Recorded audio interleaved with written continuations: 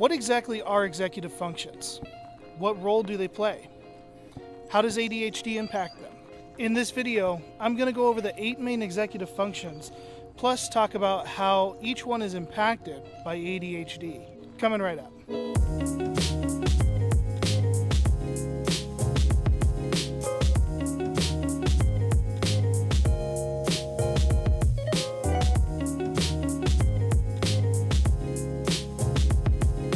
Hi, I'm Daniel, and this is Journey to Wellness.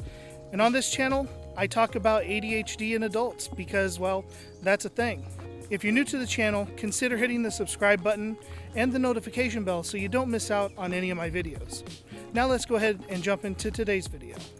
So what exactly are executive functions? Well, simply put, they're the brain's self-management system. They do everything from regulating our reactions, our emotions, and they're even responsible for things like motivation and organization. And while there isn't exactly a concise list of what all the executive functions are, there are some common similarities when you look this up, when you do research on executive functions. And through that research, I found about 8 to be pretty consistent. Now, the first one being impulse control. Now, impulse control obviously is going to be important to keep you from doing something that you're going to regret later. Prime example, if you're at work and your boss comes up to you and starts just being a jerk, well, your initial thought is going to be to tell him off. That's your thought at least. But that's usually not going to be your action. That is, unless you're a highly impulsive person. Somebody that has low inhibition, that is highly impulsive, is more likely to say something to his boss that he's going to regret that would probably get him fired.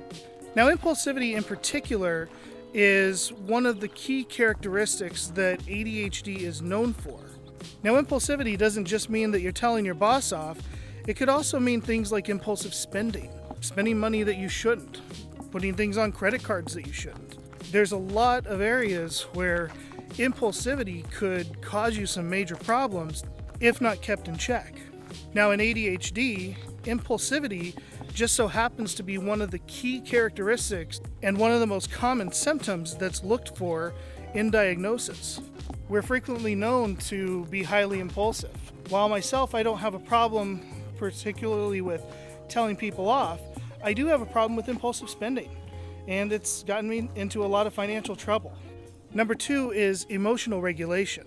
Now, emotional regulation is responsible for keeping our emotions at a reasonable level.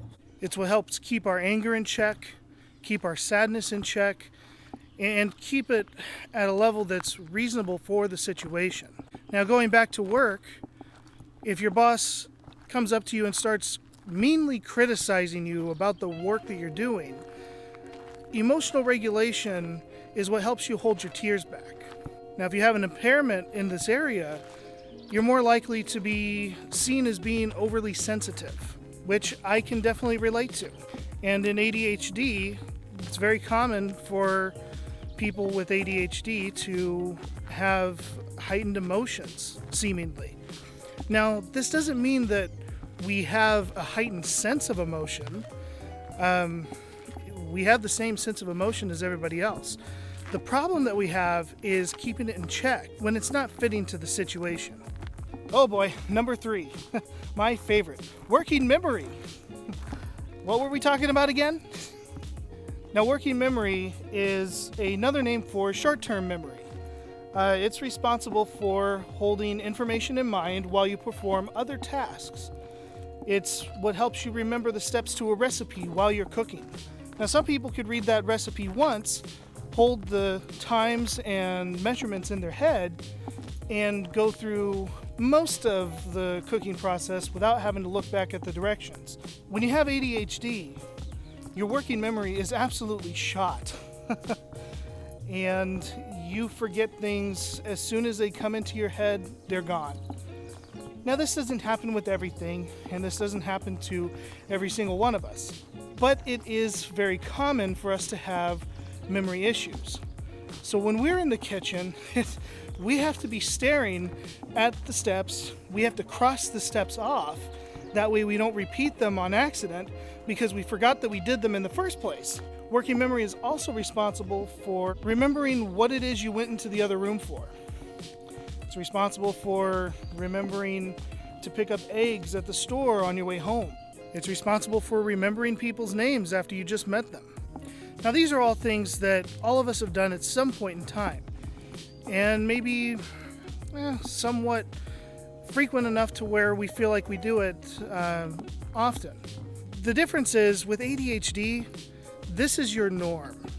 You become known as the person that has a bad memory. It's not that you forget every once in a while, it's that you forget about 90% of the time. You just become known as a person that has a bad memory.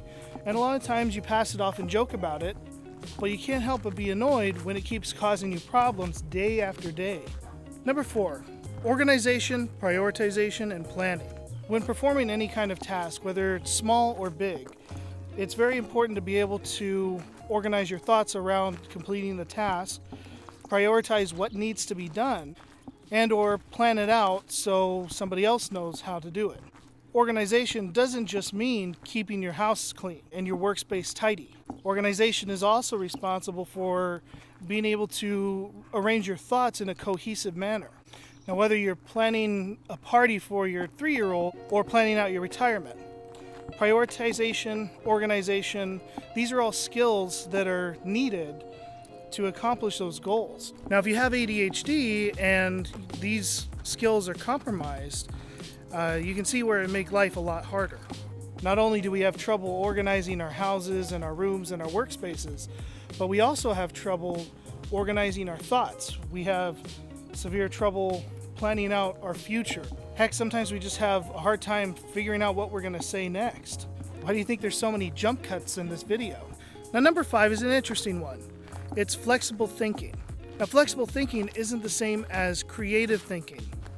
Flexible thinking is talking about when you have an idea in your head that you have been set on, but then new information presents itself that might suggest that it's not as good of an idea that you originally thought. The ability to break away from that thought, get unmarried from that thought, is part of flexible thinking. It doesn't just mean to think outside the box.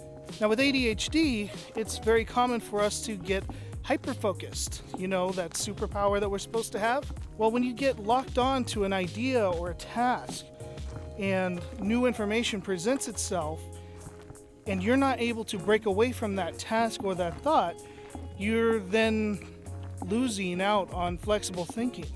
Now, number 6 is one that I personally have some trouble with quite often. In fact, I had trouble with it just before I turned the camera on and started filming. Task initiation. Task initiation is very important because that's what gives you that that get up and go, that feeling that you need to get something done, you need to accomplish something, whatever that is, and then being able to act on that thought. Now, with ADHD, it's very common to have problems with getting started. Think back to when you were in school and had to write an essay. How many of you got past the first sentence? Not me. Just the act of getting started is so daunting usually. We can even get paralyzed with fear. So task initiation becomes a real important executive function that we're missing out on. Number 7, regulating attention and focus. Do I need to explain this one? I mean, for crying out loud, ADHD is named after having this problem. Number 8, regulating alertness. Now, this isn't just talking about staying awake. Regulating alertness is being able to sustain effort and processing speed towards a specific goal. Want to go play at the lake on Saturday? Well, you better have your room clean by then. Now, a neurotypical brain would probably clean a little bit each and every day. They would have a sustained effort towards their goal. ADHD, we're going to frantically fly through it at the very last minute. So yeah, this kind of leads into procrastination. And what I'm throwing in there as an added bonus is overall self-regulation. You could sum up executive functions as the brain's self-regulation system. All of these areas of executive function severely impact our lives and make a difference in how things turn out for us. When you have ADHD, all these areas are impacted quite heavily. Now, it varies from person to person, and exactly how someone is impaired in one of these areas also varies from person to person. But regardless, in some way or another, ADHD severely impacts these areas of life. And in knowing that, we should start thinking about ADHD not as an attention deficit or a hyperactivity problem, but a self-regulation problem. Because at its core, that's exactly what it is. It just so happens that hyperactivity and attention, or the lack thereof, are the most easiest to spot. It's the most visible of symptoms. It's not easy to see that someone is having a self-regulation problem. They just look like they're overly sensitive. And someone that's having a task initiation problem, well, they're just lazy and unmotivated, right? Yeah. Question of the day. What is your most impacted area? I want you to leave a comment down below. Tell me, which of the executive functions do you feel like you struggle with the most? If you like this video, give it a thumbs up and subscribe for more. And until next time, take care and be well.